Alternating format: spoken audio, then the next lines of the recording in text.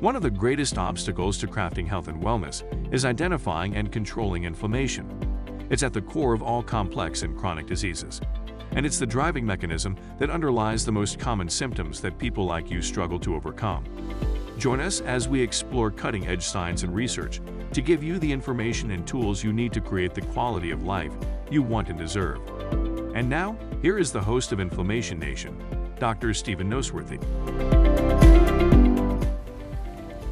So now that we've talked about some of the initial targets and goals when you're trying to lose body fat and gain muscle, let's move on now and talk about how do we decide between whether or not we want our primary fuel source to be carbohydrates or fats.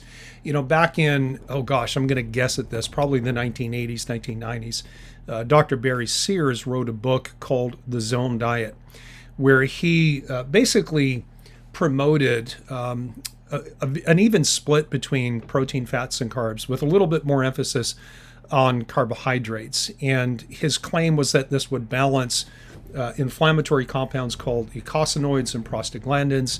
And to be honest, a lot of people got a lot of benefit from eating that way. The problem is, and he has a website, he has a company that, they make protein bars and snacks and all that kind of stuff.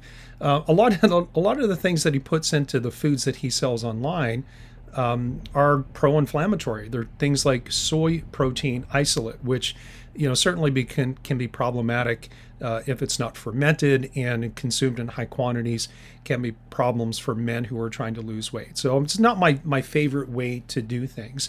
Now, we are several decades beyond that. Lots of research has happened in the world of weight loss, control of inflammation, things like blood sugar, the things that go into things like obesity, cardiovascular risk.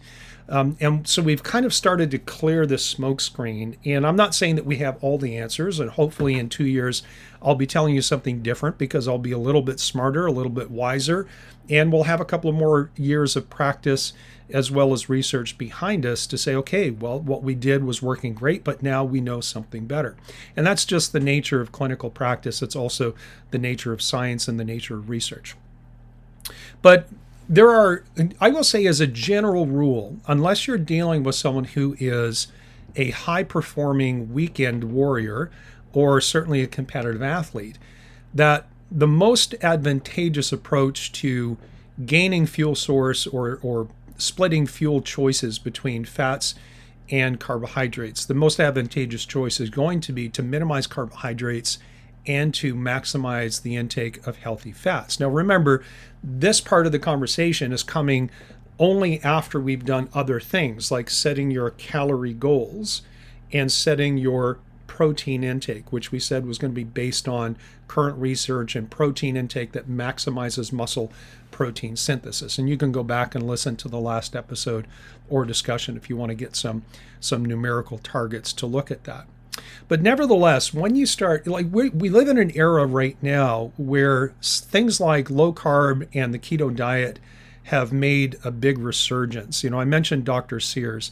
Well, before Dr. Sears wrote his book, there was a guy named Atkins. And Atkins was a revolutionary in his time, and he was countercultural in terms of promoting a dietary intake of protein and fat without carbohydrates that was completely opposed to everything that the medical community and the scientific community was saying should be done. That was back in the era where everything was about avoiding fat. Fat was bad. It was going to kill you. It was going to cause heart disease and stroke. And what you needed to do was cut out your fat and eat more carbohydrates. Well, the exact opposite of what we wanted to happen actually happened. All the things we wanted to prevent actually increased under those parameters. And so obviously there was a problem.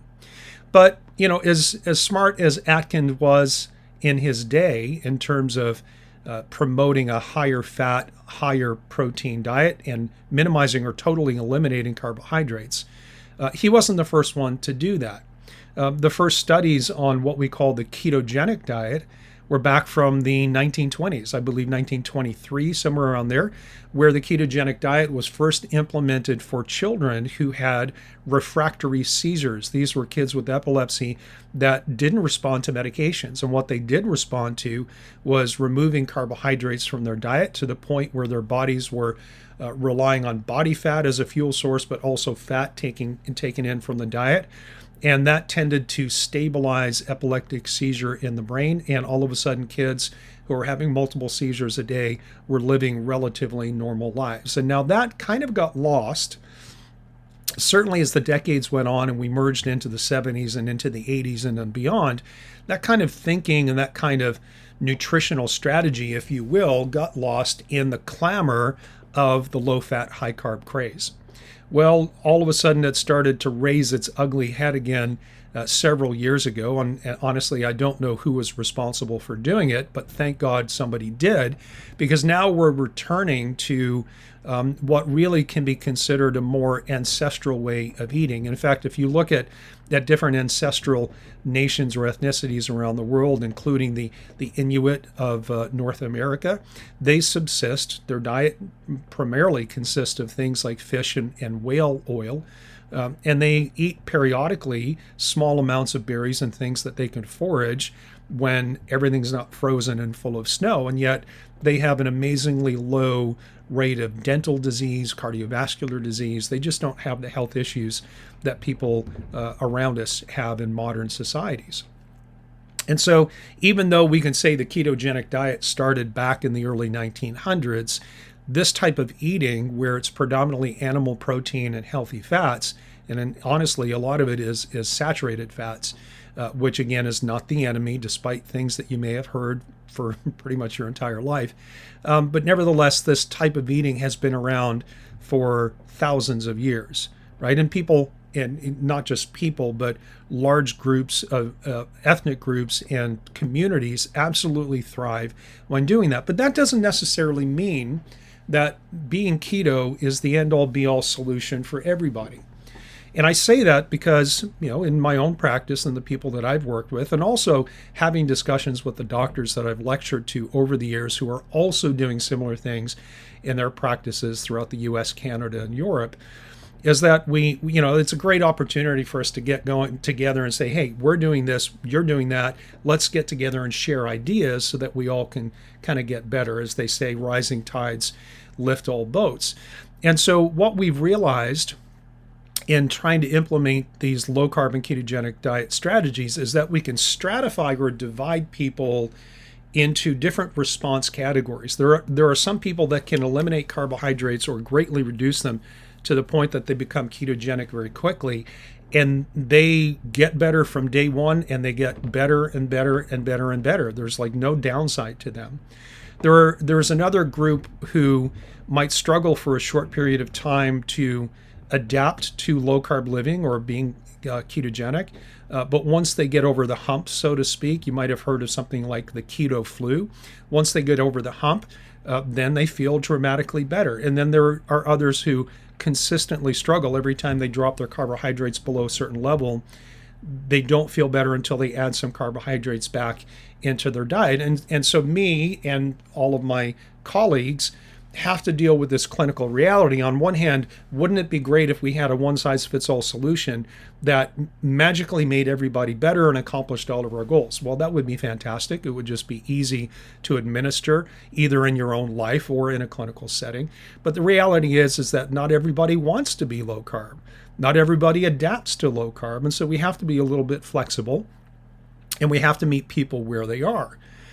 And so before we even talk about limiting carbohydrates and why we might want to do that, this idea that everybody needs to be low carb or keto is not necessarily true.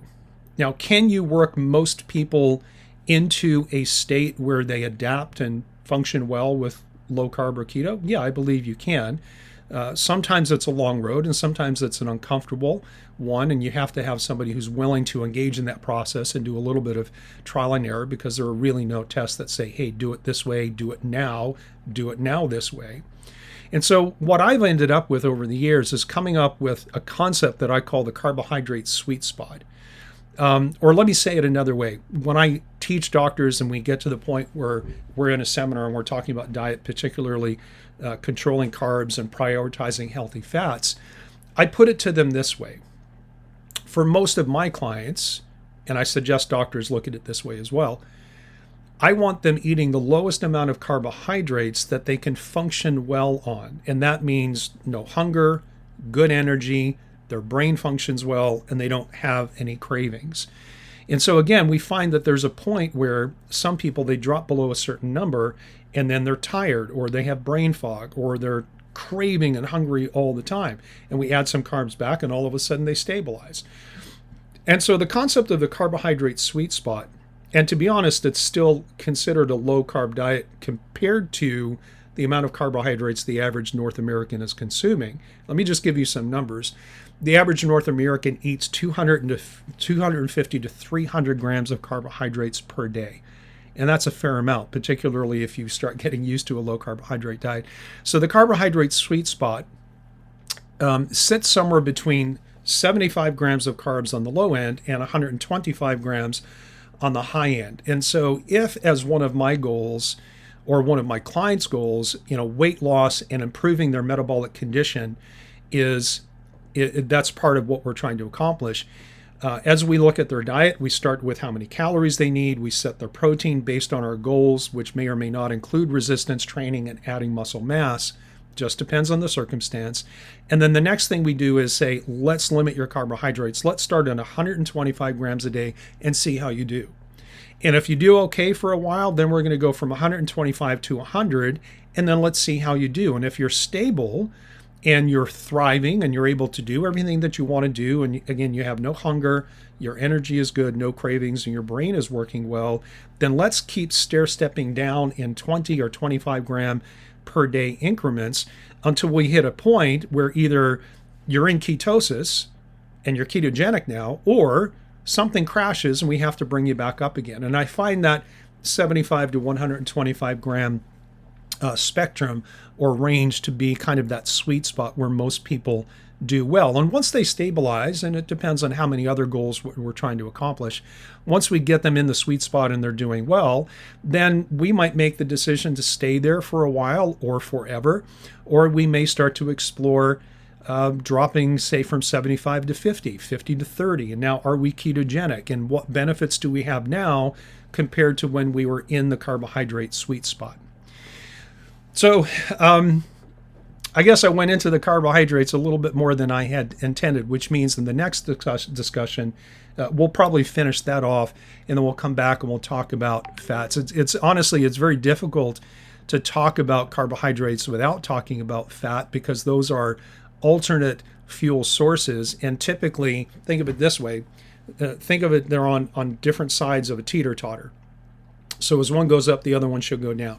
So as a general rule, if you're prioritizing healthy fats, you need to eat fewer carbohydrates.